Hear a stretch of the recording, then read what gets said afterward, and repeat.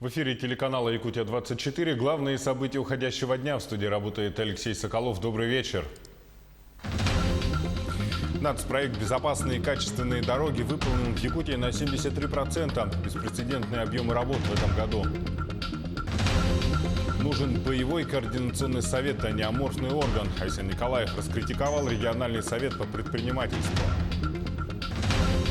Получить квартиру в Ленске теперь могут сельские жители района. Как работает муниципальная программа, в репортаже наших корреспондентов. Мальчик пришел в сознание. Ребенок, которого сбила машина в Нерюнгри, под пристальным вниманием врачей. Аномальная погода в Якутии. В Нюрбе до конца недели обещают дожди, а в Алдане предупреждает об угрозе сосулек. К концу ноября улицы 15 городов республики украсят арт-объекты. Продолжается фестиваль «Лето Якутия».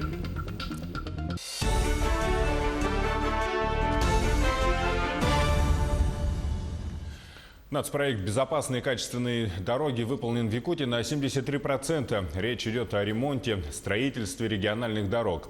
Сегодня глава Якутии Айсен Николаев оценил результаты ремонтных работ на трассе Умнас в Хангаласском районе. Там в этом году заасфальтировали 20 километров дорог. Подробности в материале Саргалан Захаровой. 122 километра нового асфальта. Беспрецедентно крупные масштабы строительства и ремонта региональных дорог в Якутии за один сезон. Все это в рамках нацпроекта «Безопасные и качественные дороги». На сегодня работы завершили на 14 объектах. Общая протяженность 103 километра, в том числе и трасса Умнас.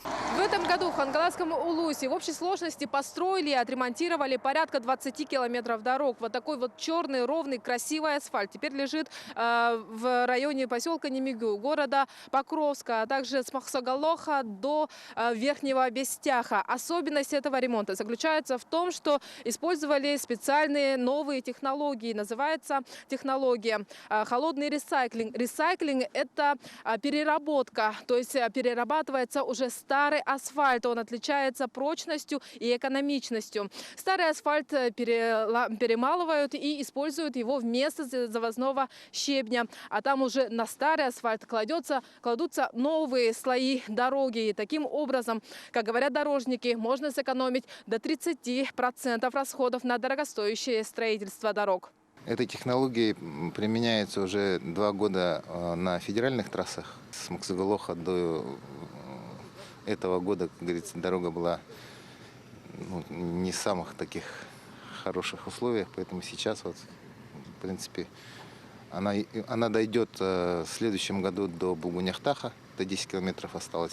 Что касается оставшихся 20 километров дорог, их планируют завершить в декабре. Это участки по 10 километров на автодорогах Анабар и Яна.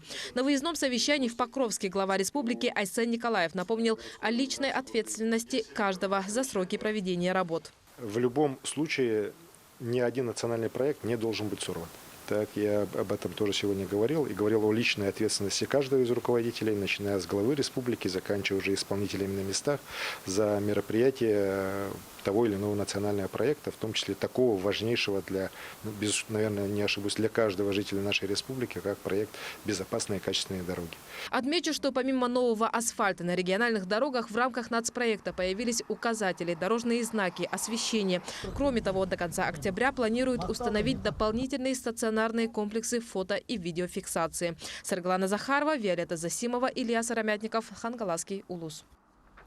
Более 60 аэропортов Дальнего Востока могут реконструировать до 2035 года. Соответствующие планы уже утверждены.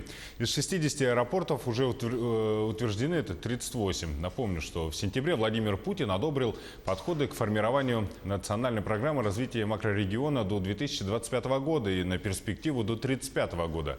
И поручил правительству страны доработать и представить к утверждению соответствующий проект указа. Геологи компании «Алроса» продолжают поиски алмазоносных кимберлитовых тел в Мирнинском районе. Работы проходят на 6 участках Алакит-Мархинского кимберлитового поля. Специалисты проводят колонковое бурение вертикальных поисковых скважин. Всего в пределах данного кимберлитового поля выявлено 63 трубки общей площадью около 258 гектаров и 35 мелких тел. Из них 6 кимберлитовых трубок являются коренными месторождениями алмазов. Это трубки Айхал, Юбилейная, Сытыканская, Комсомольская, Заря и Краснопресненская. Тем временем до пуска в эксплуатацию Чаиндинского месторождения осталось менее 2 месяцев. В начале декабря планируется начать экспорт газа по магистральному газопроводу «Сила Сибири». Сейчас на месторождении работники устанавливают оборудование и ведут поисково-пусконаладочные работы. На месте побывал наш корреспондент Юрий Осипов. Чаинда на финишной прямой перед полномасштабным пуском. На сегодняшний день первый этап строительства завершен на 95%. Первый этап строительства заканчиваем, в который входит площадка УКПГ-3 со всей инфраструктурой. Инфраструктурой жилой, инфраструктурой промышленной. Выполнили комплекс работ как строительно-монтажных, так и пусконаладочных. Ну, осталось нам до конца этого года 5% работ выполнить. Прежде чем газ поступит в Силу Сибири, он проходит несколько этапов подготовки. Один из них – это осушка, которая производится посредством низкотемпературной сепарации. Процесс низкотемпературной сепарации, где в виде осадков из газа жидкостной смеси разделение идет на 2 фазы. И за счет того, что жидкость кристаллизуется, выпадает в осадок, а газ осушается, идет верхом и поступает на ДКС. С ДКС поступает в Силу Сибири. На Чаиндинском месторождении отдано предпочтение малолюдным технологиям. Это связано в первую очередь с суровыми климатическими условиями Якутии. На этом огромном экране отображается вся информация со всего месторождения. Роль человека здесь ограничивается контролем и управлением. Отсюда управляются все процессы в автоматическом режиме, начиная от скважин и заканчивая закачкой газа в трубопровод «Сила Сибири». Я думаю, что здесь, на востоке страны, мы стоим у начала создания газодобывающей отрасли.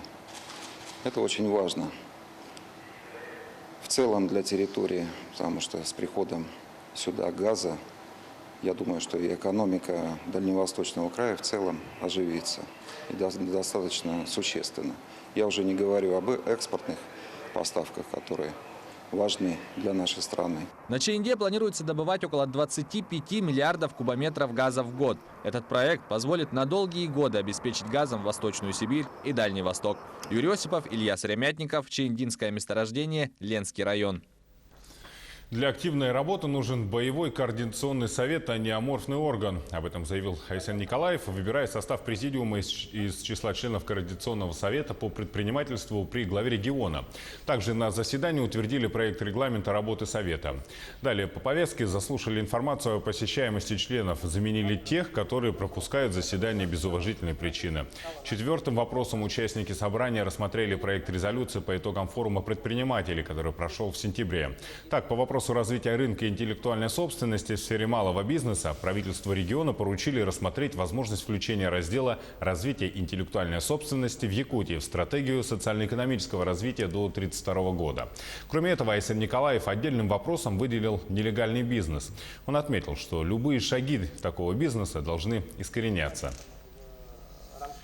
Компания «Роснефть» сдала в эксплуатацию новый вахтовый жилой комплекс на Среднебутуобинском месторождении Мирнинского района.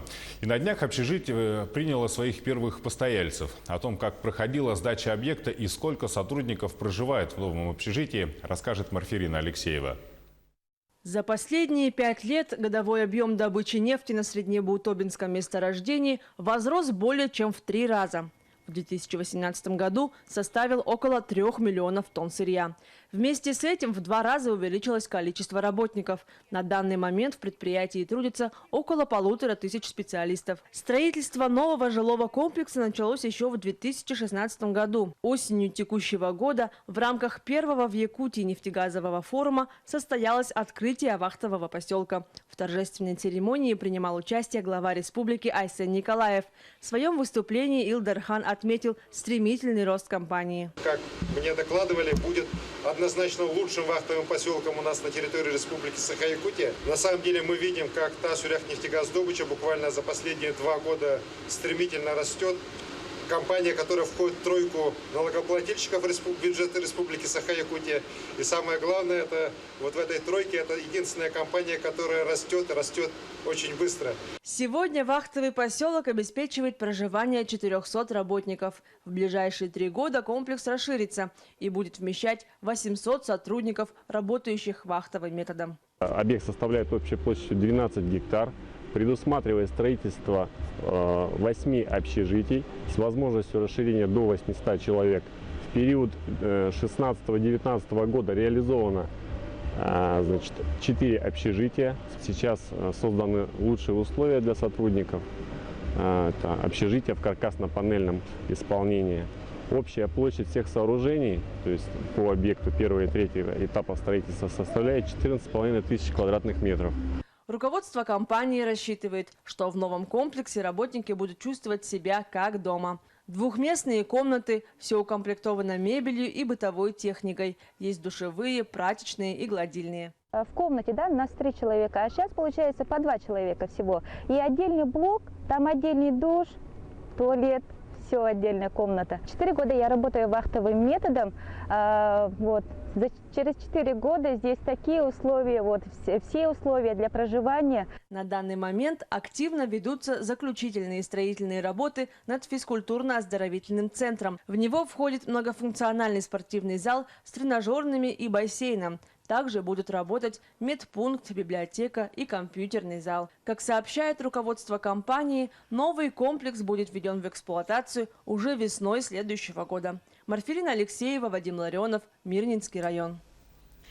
Получить квартиру в Ленске теперь могут сельские жители района. В местном бюджете на эти цели в этом году было заложено 15 миллионов рублей. Но, конечно, такую привилегию стать владельцем городской квартиры может получить только определенная категория людей.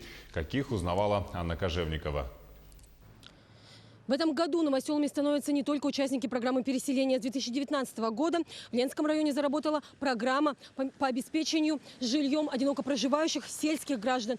И уже 5 пенсионеров стали обладателями городских квартир.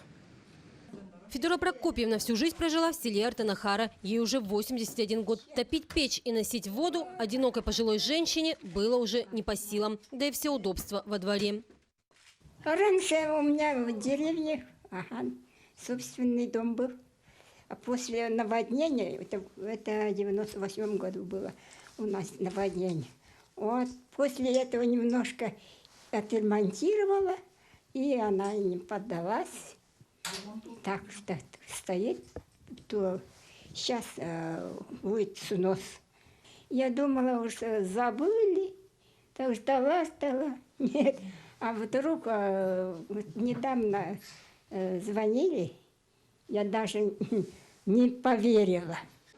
Жительница Артанахары обратилась за помощью в администрацию Ленского района еще 5 или 6 лет назад, как вспоминает теперь. Но подобных программ в районе раньше не было. Поэтому ключи от городской квартиры она получила буквально сегодня. Ой, я очень рада. Никогда не думала, что поживу в такой квартире благоустроенной. Очень рада. Вот теперь, с сегодняшнего дня, буду здесь горожанкой буду. Программа, в рамках которой выделяют жилье района, заработала только с этого года по инициативе главы района Жумарта Абельманова. К нему часто обращались одиноко проживающие сельские пенсионеры. И он решил заложить денежные средства на приобретение жилья такой категории граждан. Главных критериев, чтобы стать участником программы, немного. Это возраст старше 70 лет, это либо инвалид 1-2 группы, одиноко проживающий и не имеющий жилья в собственности на территории, скажем, города Ленска, либо там в каких-то других городах. На сегодняшний момент уже 5 квартир приобретено и 5 квартир уже распределены. Это наши первые очередники, которые стояли буквально даже с 2012 года. Есть такие. Глава принял решение, чтобы никакой наследник не обижать, и это правильное решение, каждому нашему наследнику, по одной квоте, условно говоря. Их получили Ярославский, Нюйский, Натуринский, Бичинчинский и Артанахаринский наследие. В этом году на приобретение жилья было заложено 15 миллионов рублей. Реализация программы будет продолжена и в 2020 году. Анна Кожевникова, Виталий Андреев, Ленск. Но сейчас небольшой блок рекламы и смотрите далее на телеканале Якутия-24. Мальчик пришел в сознание, ребенок, которого сбила машина в Нерюнгри, под пристальным вниманием врачей. Аномальная погода в Якутии. В Нюрбе до конца недели обещают дожди, а в Алдании предупреждают об угрозе сосулек. К концу ноября улицы 15 городов республики украсят арт-объекты. Продолжается фестиваль «Лето Якутия». В эфире Якутия-24 мы продолжаем наш выпуск. Ребенок, который пострадал в ДТП в Нерюнгри, пришел в сознание. Врачи местной ЦРБ отмечают положительную динамику в состоянии мальчика. Напомню, авария произошла 13 октября. У 6-летнего пациента диагностировали открытую черепно-мозговую травму, перелом основания черепа. Пострадавший впал в кому, его подключили к аппарату искусственной вентиляции легких. Сегодня утром мальчик пришел в сознание, но его состояние по-прежнему остается тяжелым. Ребенок чувствует себя сейчас получше, состояние у него также остается тяжелым, лечение он продолжает в условиях реанимационного отделения, но он пришел в сознание, значит, дыхание у него самостоятельное, сердечную деятельность поддерживает тоже самостоятельно, уже разговаривает, узнает окружающих. Ну, пока продолжит лечение в условиях реанимации, после состояния будет переводиться в травматологическое отделение. Новое оборудование прибыло в медицинские учреждения республики в рамках национального проекта здравоохранения. Так, например, в республиканский онкологический диспансер поставлены 3 лабораторных аппарата: анализатор критических состояний, анализатор мочи, биохимический анализатор. Кроме этого, прикроватные мониторы с центральной станцией, автоматическим включением сигнала тревоги, система мониторинга организма человека. В РБ номер 2 поступили 6 аппаратов для искусственной вентиляции легких, 2 функциональные кровати. Также новое оборудование поступило в детские поликлиники 13 медорганизаций республики. Для этих медучреждений приобретены новые аппараты УЗИ, офтальмологическое оборудование, ЭКГ, лор-комбайны, эндоскопическое и реабилитационное оборудование. Новое оборудование прибыло в рамках федерального проекта развития детского здравоохранения, включая создание современной инфраструктуры оказания медицинской помощи детям. Аномальная погода на западе Якутии. Сегодня в Нюрбинском районе пошел дождь. Такого каприза погоды жители не наблюдали последние 10 лет. С начала недели в районе стоит не характерная для этого времени года теплая погода. В первой половине недели был снег, а уже сегодня дождь. Из-за такой аномальной погоды специалисты сельского хозяйства прогнозируют весьма затруднительную зимовку для лошадей. А синоптики, в свою очередь, пророчат дождь вплоть до субботы. А в Алдане также в первые морозы сменились внезапной оттепелью. Об осторожности необходимо помнить и водителям, и пешеходам. Подтаивающий снег на крышах превращается в сосульки. Повсеместно наблюдаются снежно-ледовые сходы. Как правило, в межсезонье счет разбитым и покореженным машинам идет на десятки. Проезжие части полностью оттаяли, на обочинах, тротуарах и тропках лужи и ручьи. По прогнозам синоптиков, плюсовая температура будет держаться до конца недели. В гололед передвигаться будет значительно сложнее, считают алданцы. Оттепель же никого не удивляет и даже радует. В Алданском сквере отдыха появился верблюжонок. Установку инсталляции инициировал Республиканский центр компетенции по вопросам городской среды в рамках республиканского фестиваля «Лето Якутии». И к концу ноября улицы 15 городов украсят арт-объекты. Подробности в материале Татьяны Вахниной. Этот верблюжонок будет обитать в городском сквере отдыха. Инсталляция в главном парке Алдана появилась в рамках первого республиканского фестиваля современной культуры «Лето Якутии». Ну, вообще хорошо для города, и все это как... Что там еще? Очень хорошо. И детям. Фестиваль «Лето Якутия» проходит с июля по ноябрь. Инициаторами его проведения выступили специалисты Республиканского центра компетенции по вопросам городской среды. Масштабы преображения городской среды впечатляют. Подобные инсталляции к финалу фестиваля украсят улицы и скверы в 15 городах республики. Весной этого года подали заявку на президентский грант и летом выиграли в размере 6 миллионов. Вот федеральные деньги привлекли в нашу республику. Средства на создание муралов и инсталляций арт-художники и архитекторы получили по президентскому гранту. Создателем алданского верблюжонка является художник Афанасий Захаров. Автором является Афанасий Захаров, он является нашим участником фестиваля. Он молодой художник, сам родом из Чурапчинского Улуса, сейчас живет и работает в Израиле, поэтому, к сожалению, не смог присутствовать, но он передает горячий привет. Инсталляция несет в себе исторический смысл. В 20-х годах прошлого века, когда на месте современного Алдана только начинал свое становление поселок Незаметный, грузы в южно-якутский уголок доставляли караваны верблюдов. Таким образом, верблюжонок олицетворяет память о главных помощниках первых алданцев.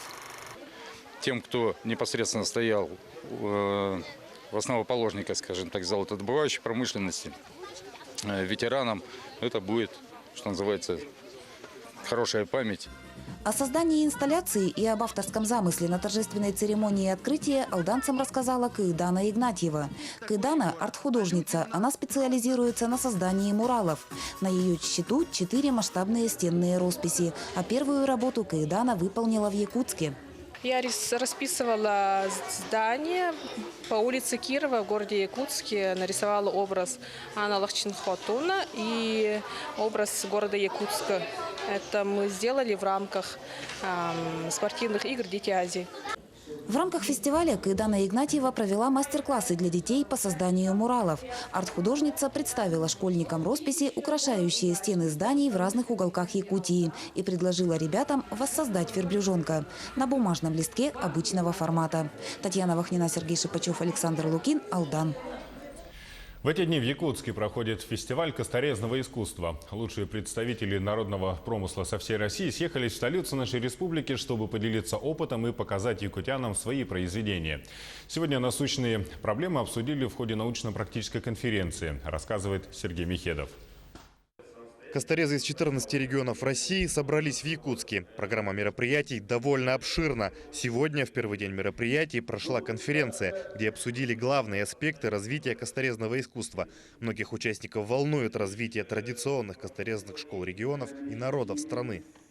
Наши косторезные школы, они сохранялись только благодаря взаимной поддержке, взаимной выручке. И надо сказать, что Якутская косторезная школа, она помогла некоторым регионам тоже сохранить этот вид народных промыслов. И вот взаимообмен, который будет осуществляться нашими учащимися, студентами, он, конечно, очень позволит нам закрепить вообще позиции косторезного искусства. Одной из главных проблем остается незаконный экспорт бивня мамонта за границу. Огромное количество этого драгоценного материала вывозится из страны через черные рынки. Отмечается и недостаток специалистов, способных передать свои знания будущим поколениям. Это удивительный материал. Это не пластилин, это не дерево и не камень. Кость обладает такими функциями, которые сегодня, к сожалению, не преподаются, потому что нет преподавателей производственного обучения. Поверьте мне, это я точно знаю. Фестиваль косторезного искусства в России проводится уже в 7-й раз и чаще всего в Якутске. Выбор места не случайен, ведь в нашей республике около 90% мировых запасов бивня мамонта. Это главное сырье для мастеров резьбы по кости. Более того, якутские косторезы занимают лидирующие позиции по всей стране. Уже сегодня в Доме дружбы народов косторезы Якутии выставили свои работы. Бивни мамонта очень сложно найти и очень дорогие, а вот рога лося где угодно можно найти. По итогам конференции принята резолюция, экспозиция работы, мастер-классы, а также конкурсная часть фестиваля косторезного искусства стартует уже завтра в Доме дружбы народов. Сергей Михедов, Джилстан Иннокентьев, Якутск. Далее эфир нашего телеканала продолжит дайджест событий Ленского района. Я передаю слово моей коллеге Анне Кожевниковой.